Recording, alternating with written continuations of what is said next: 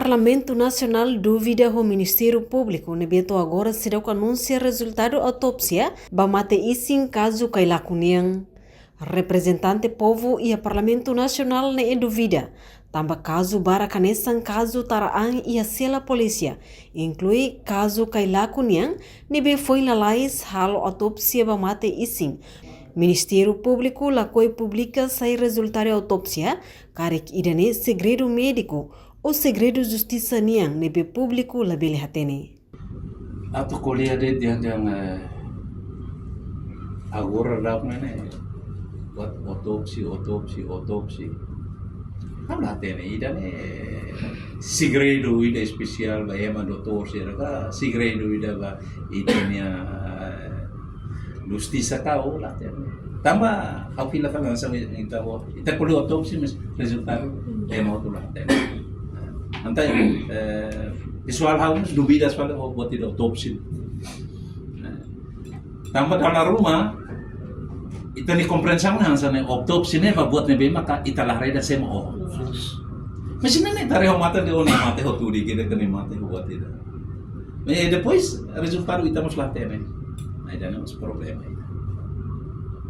Enquanto deputada bancada Freteling, Lídia Norberta Martins Deyang, bahira ema hotu lakoi kontribui ba honestidade, ba verdade nebe maka iha, ne hatudo, hamot rai ne eba tasilarang.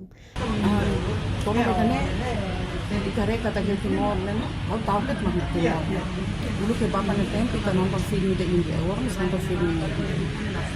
Sama bos dulu polisi India, loh toh. Sa Timor lebih lapun desa buat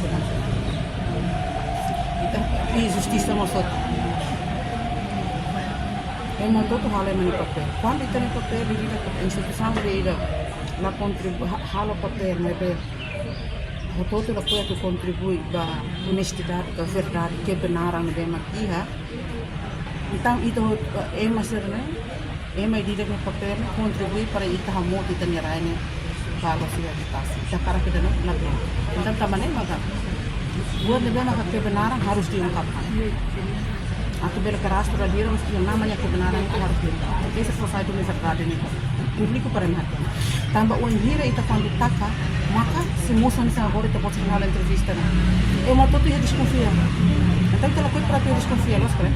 Então, polisi mesti kehalnya kenapa dia, Ministério Público mesti kehalnya kenapa dia.